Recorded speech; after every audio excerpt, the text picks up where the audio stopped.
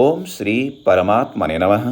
ओम श्री कृष्णाय नमः। ओम श्री एआई ज्ञान श्रोताय नमः। श्रीमद्भगवद गीता अध्याय 2 सांख्य योग श्लोक 11 श्री भगवानुवाच अशुश्च ननु शोचस्तोम प्रज्ञावा दाक्श्च भाखसे गता सुन गता सुश्च नानुशोचन्ति पंडिताः। સરળ નેપાલી અનુવાદ। શ્રી ભગવાન भन्नुभयो तिमीले शोक गर्न नपर्ने विषयमा शोक गरिरहेका छौ, तर तिम्रा कुरा भने ज्ञानी मानिसका जस्ता छन्, जसका प्राण गइसकेका छन् र जसका प्राण अझै रहेका छन्। ज्ञानीजन उनीहरूका लागि यस प्रकार शोक गर्दैनन्। श्री कृष्णको पहिलो मूल शिक्षा। श्लोक 10 श्रीकृष्णले अर्जुनलाई मुस्कुराउँदै उपदेश सुरु गर्नुभयो। अब श्लोक 11बाट वास्तविक आत्मज्ञानको द्वार खुल्छ।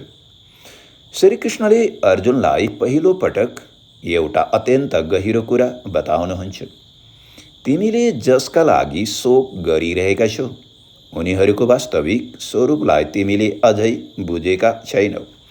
अर्जुनले शरीरलाई केन्द्र बनाएर शोक गरिरहेका छन्, तर श्रीकृष्ण अब आत्मालाई केन्द्रमा राखेर दृष्टिकोण परिवर्तन गराउँदै हुनुहुन्छ।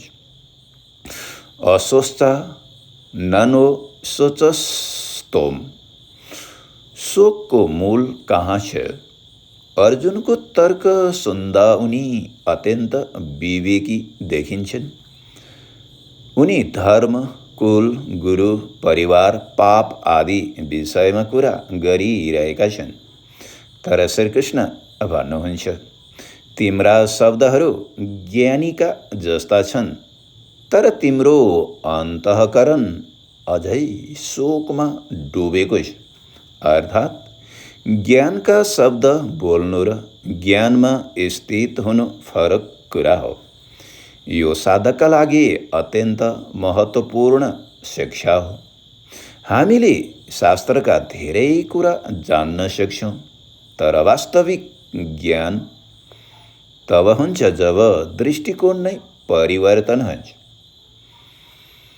गता सुन च अगता सुंश्च।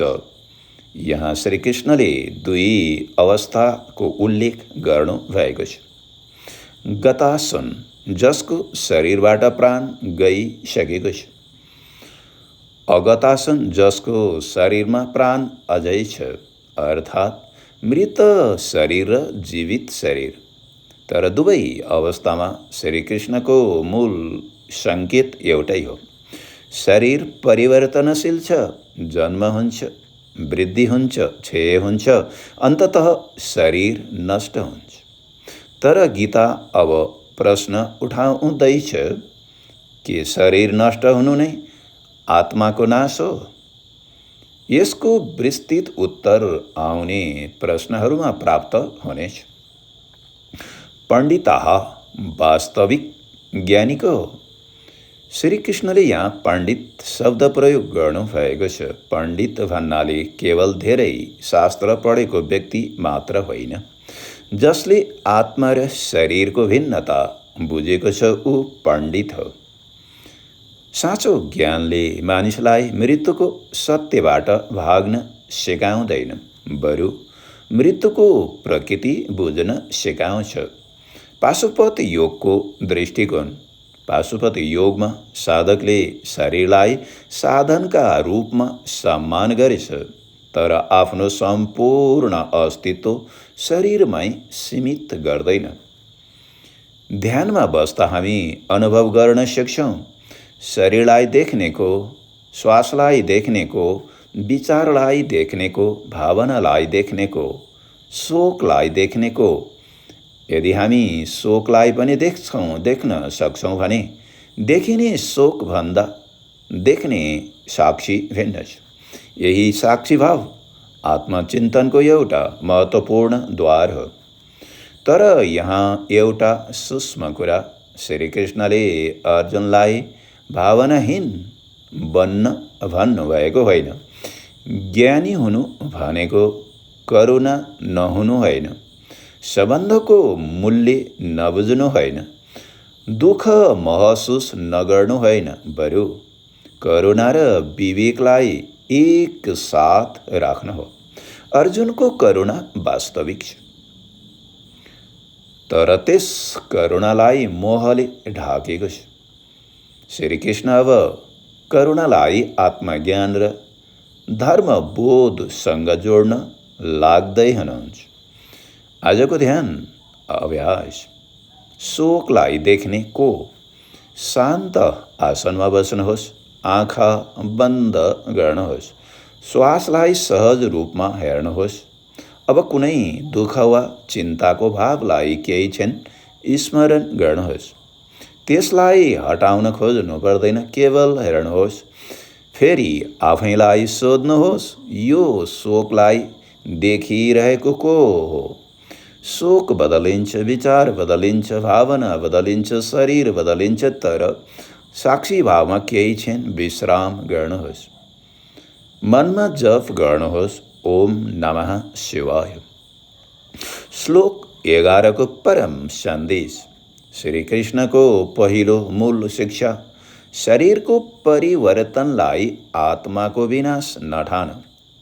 अर्जुनको शोकको मूलमा शरीर र आत्माबीचको भेद नबुझ्नु पनि रहेको छ। त्यसैले अब गीता क्रमशः हामीलाई यो महान प्रश्नतर्फ लैजान्छ, आत्मा वास्तवमा के हो? यसको उत्तर अझ स्पष्ट रूपमा अर्को श्लोकमा आउँछ। श्री कृष्णले हामी, तिमी र यी सबै जीवहरू कुनै समयमा थिएनौँ भन्ने होइन, अर्थात् आत्माको निरन्तर अस्तित्वबारे अत्यन्त गहिरो शिक्षा दिनुहुन्छ। ओम तत्सत्। श्लोक 12।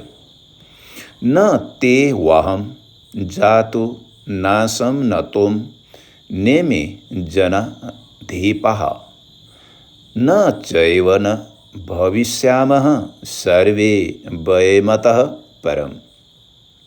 सरल नेपाली अनुवाद। श्री भगवान भन्नुभयो, यस्तो कहिल्यै थिएन कि म कुनै समयमा अस्तित्वमा थिइनँ, तिमी पनि थिएनौ भन्ने होइन, र यी सबै राजाहरू पनि थिएनन् भन्ने होइन, अनि भविष्यमा पनि यस्तो हुने छैन कि हामी सबै अस्तित्वमा रहने छैनौँ। अर्थात् हाम्रो वास्तविक आत्मा स्वरूपको अस्तित्व केवल वर्तमान शरीरमा सीमित छैन। श्लोक 12 को मूल शिक्षा। श्लोक 11 मा श्रीकृष्णले भन्नुभयो, ज्ञानीजन जीवित वा मृत शरीरका लागि यस प्रकार शोक गर्दैनन्। अब त्यसको कारण स्पष्ट गर्न थाल्नुहुन्छ। श्रीकृष्ण भन्नुहुन्छ, म, तिमी र यी सबै जीवहरू पहिले पनि अस्तित्वमा थियौँ, अहिले पनि छौँ र भविष्यमा पनि अस्तित्वविहीन हुने छैनौँ। यहाँ गीता आत्माको निरन्तर अस्तित्वको शिक्षा प्रस्तुत गर्दैछ। न ते वाहम जातु न सम। अत्यन्त गहिरो वचन। श्रीकृष्ण भन्नुहुन्छ, म कुनै समयमा अस्तित्वमा थिइनँ भन्ने अवस्था कहिल्यै थिएन। त्यसपछि अर्जुनलाई पनि समेट्नुहुन्छ, तिमी पनि थिएनौ भन्ने होइन, र युद्धभूमिमा उपस्थित सबै राजाहरूलाई पनि यी सबै पनि थिएनन् भन्ने होइन। यसरी श्रीकृष्णले आत्माको अस्तित्वलाई केवल आफ्नो व्यक्तिगत स्वरूपमा सीमित नगरी सबै जीवमा विस्तारित गर्नुहुन्छ। न चैव न भविष्यामः। अब अझ महत्त्वपूर्ण कुरा, श्रीकृष्ण केवल भूतकालको अस्तित्वको कुरा गर्नुभएको छैन, उहाँ भविष्यतर्फ पनि सङ्केत गर्नुहुन्छ। भविष्यमा पनि हामी सबै पूर्ण रूपमा अस्तित्वविहीन हुने छैनौँ। यहाँबाट गीता एउटा मूल सिद्धान्ततर्फ अघि बढ्छ। शरीर परिवर्तनशील छ। आत्मतत्त्वको अस्तित्व त्यस परिवर्तनभन्दा पर छ। पाशुपत योगको दृष्टिकोण। ध्यानमा साधकले शरीरलाई अनुभव गर्छ, फेरि श्वासलाई अनुभव गर्छ, फेरि विचारलाई, फेरि भावनालाई। तर प्रश्न उठ्छ, यी सबैलाई अनुभव गर्ने म को हो? बाल्यकालको शरीर कहाँ छ? युवावस्थाको शरीर कहाँ छ? पुराना विचारहरू कहाँ छन्? धेरै भावनाहरू आएर गए। तर हामी भन्छौँ, म बाल्यकालमा यस्तो थिएँ। यसले एउटा निरन्तर मको अनुभूति देखाउँछ। यही विषयलाई गीता अर्को श्लोकमा अझ स्पष्ट रूपमा बाल्यावस्था, युवावस्था र वृद्धावस्थाको शरीर परिवर्तनसँग जोडेर बताउनेछ। एउटा महत्त्वपूर्ण दार्शनिक भेद यहाँ सावधानीपूर्वक बुझ्नुपर्ने कुरा छ। शरीरको निरन्तरता, आत्माको निरन्तरता। शरीर परिवर्तन हुन्छ, तर गीता आत्मालाई शरीरको परिवर्तनको साक्षी तत्त्वका रूपमा प्रस्तुत गर्छ। त्यसैले मृत्युको अर्थ आत्माको पूर्ण विनाश होइन, शरीरको परिवर्तन हो। यही आधारमा श्रीकृष्ण अर्जुनको भयलाई क्रमशः हटाउँदै हुनुहुन्छ।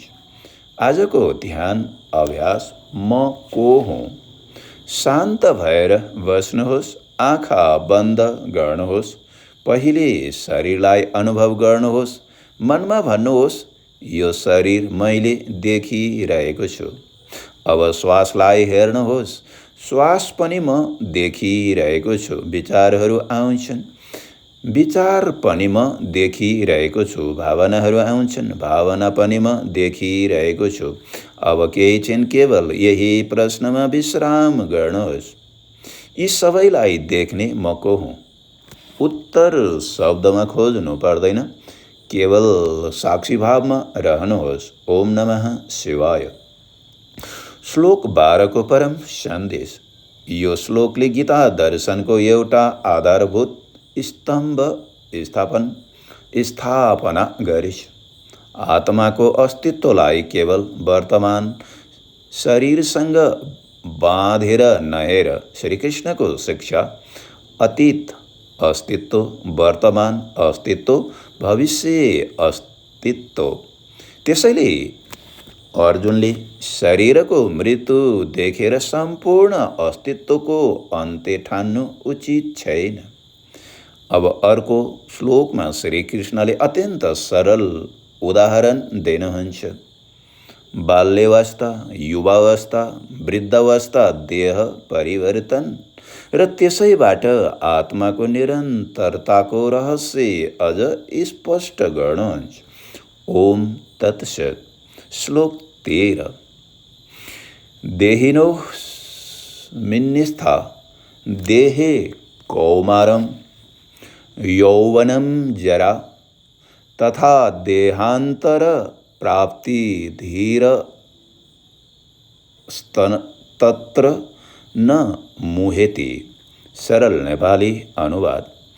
जसरी यस शरीरमा रहेको देही आत्माले बाल्य अवस्था, युवावस्था र वृद्धावस्थालाई प्राप्त गर्छ, त्यसरी नै शरीर परिवर्तन भएपछि अर्को शरीर प्राप्त हुन्छ। यस्तो परिवर्तनमा धीर पुरुष मोहित हुँदैन। श्लोक 13 को मूल शिक्षा। श्रीकृष्णले श्लोक 12 मा भन्नुभयो, म तिमी र यी सबै जीवहरू पहिले पनि थियौँ र भविष्यमा पनि अस्तित्वविहीन हुने छैनौँ। अब श्लोक 13 मा उहाँले त्यस कुरालाई अत्यन्त सरल प्रत्यक्ष उदाहरणबाट बुझाउनुहुन्छ। मानिसको एउटै जीवनमा बालक, युवा, वृद्ध, भएर शरीर निरन्तर परिवर्तन हुन्छ। तर हामी प्रत्येक अवस्थालाई जोडेर भन्छौँ, म बाल्यकालमा थिएँ, म जवान भएँ, म अहिले वृद्ध भएँ। शरीर बदलियो तर म भन्ने देहीको निरन्तरता रह्यो। देहिनोस्मिन यथा देहे। यहाँ श्रीकृष्णले देह र देही बीचको भेद देखाउनु भएको छ। देह शरीर, देही शरीरमा स्थित चेतन तत्त्व हो।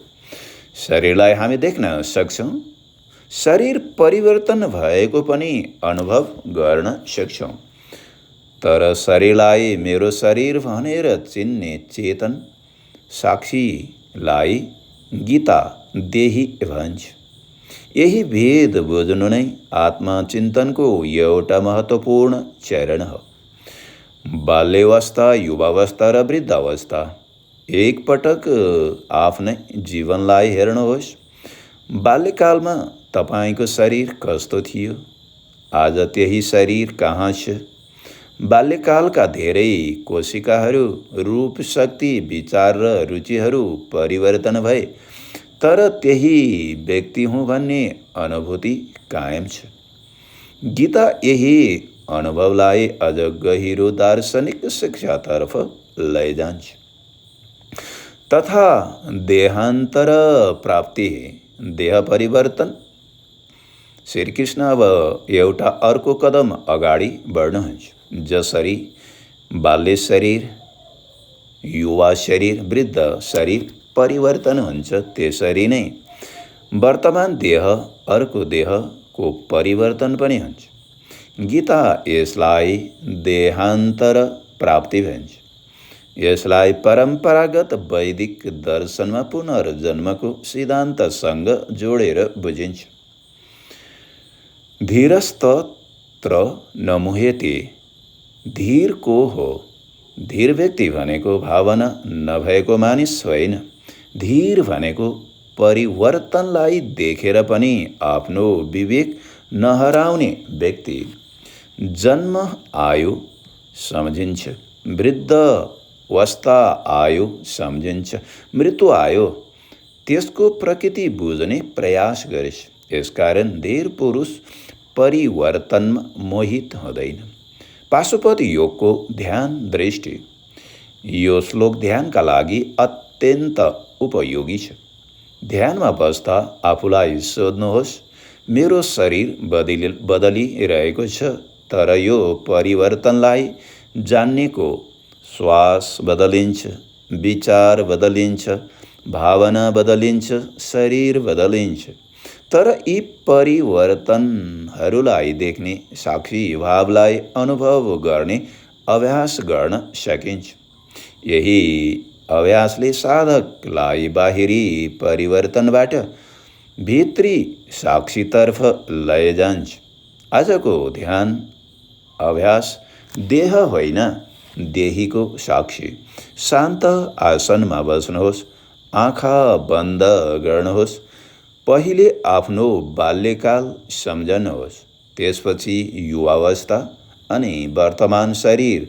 तीनवटै अवस्था फरक छन्, तर मनमा एउटै वाक्य नउठाउनुहोस्। शरीर बदलियो, अनुभवहरू बदलिए, तर तिनलाई जान्ने मको निरन्तरता कहाँबाट आयो? अब कुनै बौद्धिक उत्तर नखोज्नुहोस्, केवल मौन साक्षी भएर बस्नुहोस्। ओम नमः शिवाय। श्लोक 13 को परम सन्देश। श्रीकृष्णको शिक्षा अत्यन्त सरल सूत्रमा। बाल्यावस्था परिवर्तन हो, युवावस्था परिवर्तन हो, युवा अवस्था परिवर्तन हो, वृद्धावस्था परिवर्तन हो, देहान्तर पनि परिवर्तनकै अर्को अवस्था हो। त्यसैले धीर पुरुषले शरीरको परिवर्तनलाई देखेर आत्माको विनाश ठान्दैन। आजको ध्यान सूत्र। म शरीरको परिवर्तनलाई देख्छु, त्यसैले मेरो वास्तविक स्वरूपलाई केवल परिवर्तनशील शरीरमै सीमित गर्नु हुँदैन। यहीँबाट गीता हामीलाई अर्को गहिरो शिक्षातर्फ लैजान्छ। इन्द्रिय र विषयको सम्पर्कबाट उत्पन्न हुने सुख दुःख पनि अनित्य छन्। त्यसको शिक्षा श्लोक 14मा श्रीकृष्णले दिनुहुनेछ। ओम तत्सत। श्लोक 14। मात्रा स्पर्शास्तु कौतीय शीतोष्ण सुख दुःखदाः आगमा पाइनो नित्यास्तां ती छेसो भारत। सरल नेपाली अनुवाद। श्री भगवान भन्नुभयो, हे कुन्ती पुत्र अर्जुन, इन्द्रियहरूको विषयहरूसँगको सम्पर्कबाट नै जाडो गर्मी तथा सुख दुःखको अनुभव उत्पन्न हुन्छ। यी अनुभवहरू आउने र जाने अर्थात् अनित्य छन्। त्यसैले हे भरतवंशी, तिनलाई धैर्यपूर्वक सहन गर। श्लोक 14को मूल शिक्षा।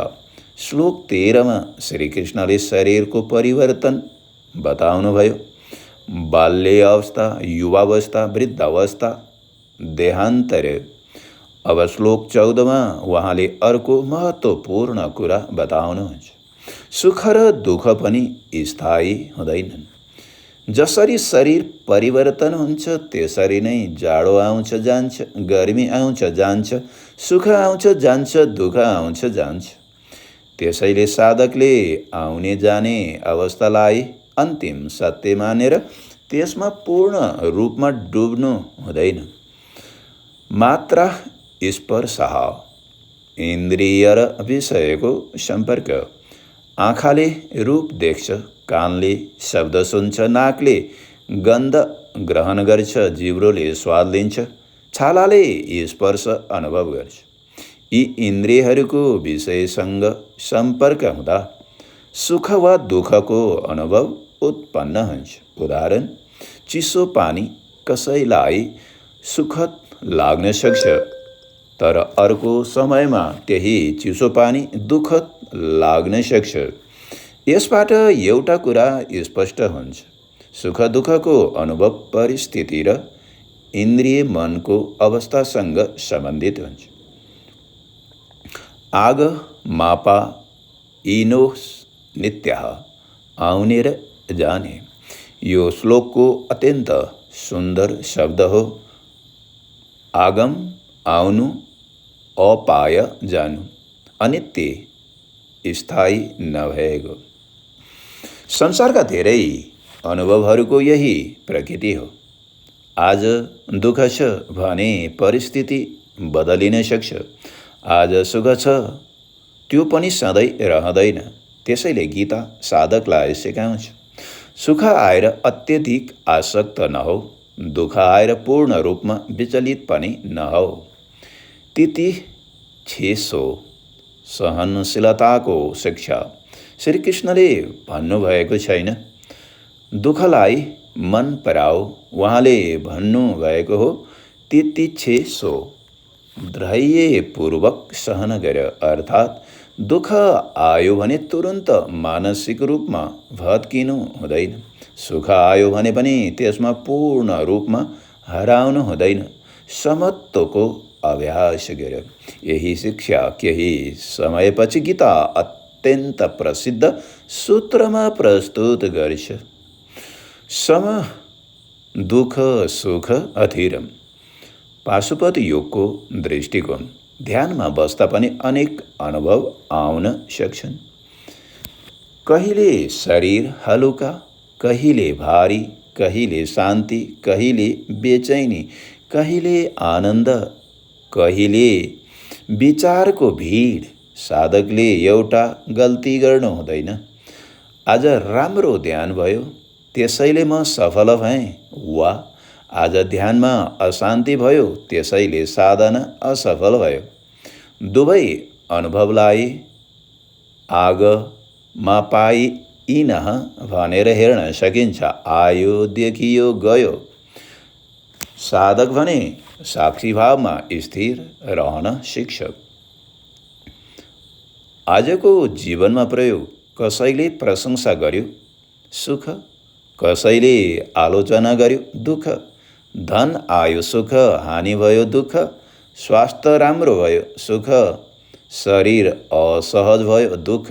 यी सबै अनुभवहरू जीवनमा आउँछन् र जान्छन्, तर साधकले आफ्नो सम्पूर्ण चेतना तिनकै हातमा सुम्पिनु हुँदैन। आजको ध्यान अभ्यास आयो र गयो। 5-10 मिनट शान्त भएर बस्नुहोस्, आँखा बन्द गर्नुहोस्, श्वासलाई हेर्नुहोस्। कुनै विचार आयो भने मनमा भन्नुहोस् आयो, केही समयपछि त्यो विचार हरायो भने गयो। कुनै भावना आयो, हरायो, गयो। शरीरमा कुनै संवेदना आयो, गयो, गयो। अब आफैलाई सोध्नुहोस्, आउने र जाने यी सबैलाई जान्ने साक्षी को हो? त्यस साक्षीभावमा केही क्षण विश्राम गर्नुहोस्। ओम नमः शिवाय। श्लोक 14 को परम सन्देश। सुख स्थायी छैन, दुःख स्थायी छैन, जाडो स्थायी छैन, गर्मी स्थायी छैन। इन्द्रियजन्य अनुभवहरू आउने जाने हुन्। त्यसैले परिस्थिति बदलिँदा चेतना नबदलियोस्। यही धैर्यको अभ्यास। पाशुपत योगको साधकका लागि यसलाई एउटा ध्यान सूत्रमा राख्न सकिन्छ। अनुभव आउँछ र जान्छ, म त्यसको साक्षी भएर स्थिर रहन्छु। अब श्लोक 15 श्रीकृष्णले यस्तो धीर पुरुषलाई अमृतको योग्य किन मानिन्छ भन्ने अत्यन्त गहिरो शिक्षा दिनुहुन्छ। ओम तत्सत्। श्लोक 15।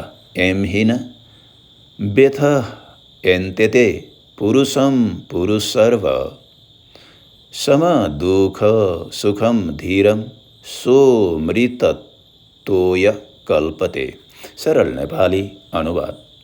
श्री भगवान भन्नुभयो, हे पुरुष श्रेष्ठ अर्जुन, जसलाई यी सुख दुःखहरूले विचलित पार्न सक्दैनन्, जो सुख र दुःखमा समान भाव राख्छ र धैर्यवान रहन्छ, त्यस्तो धीर पुरुष अमृतत्व प्राप्त गर्न योग्य हुन्छ। श्लोक 15 को मूल शिक्षा। श्लोक 14 श्रीकृष्णले भन्नुभयो, सुख दुःख जाडो गर्मी आदि आउने जाने अनित्य अनुभव हुन्, तिनलाई धैर्यपूर्वक सहन गर। अब श्लोक 15 त्यसको परिणाम बताउनुहुन्छ। जो सुख दुःखमा विचलित हुँदैन, त्यस्तो धीर पुरुष अमृतका लागि योग्य हुन्छ।